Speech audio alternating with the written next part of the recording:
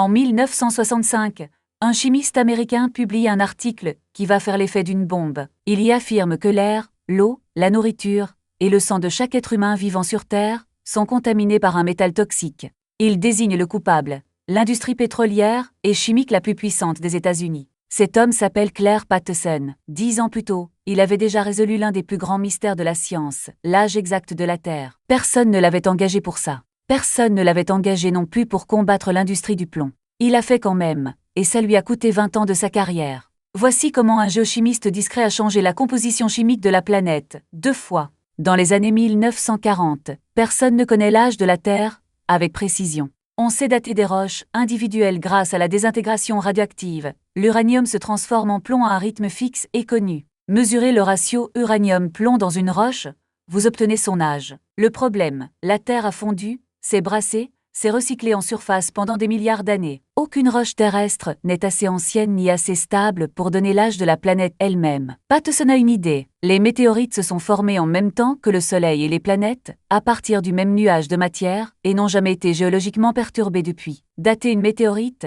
c'est dater le système solaire, donc la Terre. Il choisit la météorite de Canyon Diablo, tombée en Arizona.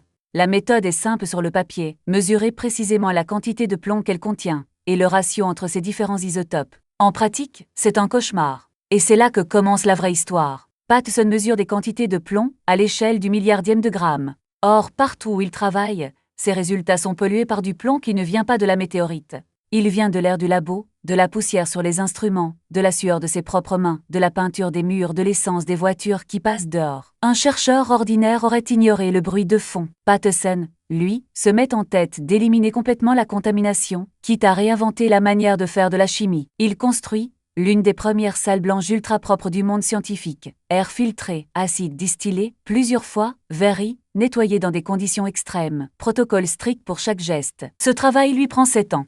En 1953, il obtient enfin une mesure fiable et publie, avec George Tilton, l'âge de la Terre, environ 5 milliards d'années. Ce chiffre, obtenu grâce à une rigueur quasi obsessionnelle sur la contamination, tient toujours aujourd'hui. Les révisions ultérieures ne l'ont modifié que de quelques dizaines de millions d'années. Mais la vraie découverte de Patterson n'est pas dans le chiffre. Elle est dans ce qu'il a appris en cherchant à s'en débarrasser. Il y a du plomb partout, en quantité bien supérieure à ce que la nature seule peut expliquer. Patterson se pose une question que personne d'autre ne se pose avec autant de rigueur. Quelle est la concentration naturelle de plomb dans le corps humain, sans influence industrielle? Pour le savoir, il étudie des os anciens, des sédiments océaniens et surtout des carottes de glace au Groenland, qui conservent chaque année de neige tombée, comme les pages d'un livre. Le résultat est net. Depuis les années 1920, le plomb atmosphérique a été multiplié par plus de 100. La cause: le plomb tétraéthyle, ajouté à l'essence depuis 1923 pour éliminer le cliquetis des moteurs. À l'époque, l'industrie savait déjà que le plomb était neurotoxique,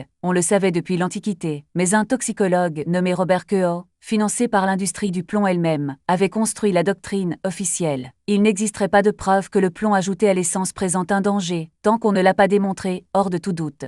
Patterson publie ses résultats en 1965. La réaction est immédiate et brutale. Des contrats de recherche lui sont retirés. Des industriels tentent de le faire envoyer du Caltech, où il travaille. Il est exclu de comités scientifiques financés par l'industrie du plomb, y compris un comité de l'Académie nationale des sciences censé étudier l'exposition au plomb dans l'environnement. Il continue quand même. Pendant 15 ans, il publie, témoigne devant le Congrès américain et documente méthodiquement l'ampleur de la contamination, jusque dans les couches profondes des carottes glaciaires qui, pour la première fois, permettent de dater précisément le début de la pollution industrielle au plomb. En 1970, l'Agence de protection de l'environnement américaine, l'EPA, est créée. Patterson y contribue directement en tant qu'expert. En 1973, les premières régulations imposant la réduction du plomb dans l'essence entrent en vigueur. L'essence au plomb sera totalement interdite pour les véhicules aux États-Unis en 1996.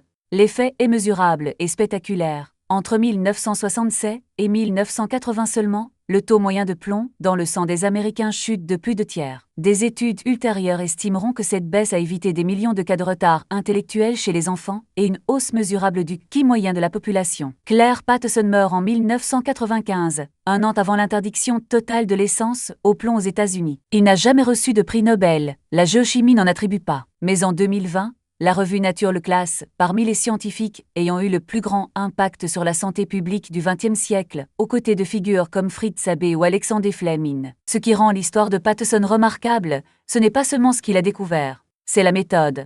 Pour dater une météorite, il a dû devenir obsessionnellement précis sur la contamination, et cette obsession lui a révélé un problème sanitaire mondial que personne ne cherchait à voir. Il n'avait aucun mandat pour s'attaquer à l'industrie du plomb. Il l'a fait parce que les données le lui imposaient, contre son propre intérêt professionnel, pendant 2 décennies. Aujourd'hui, chaque fois que vous respirez un air qui contient nettement moins de plomb qu'en 1970, c'est en grande partie grâce à un homme que l'industrie a essayé de faire taire et qui a continué à publier quand même.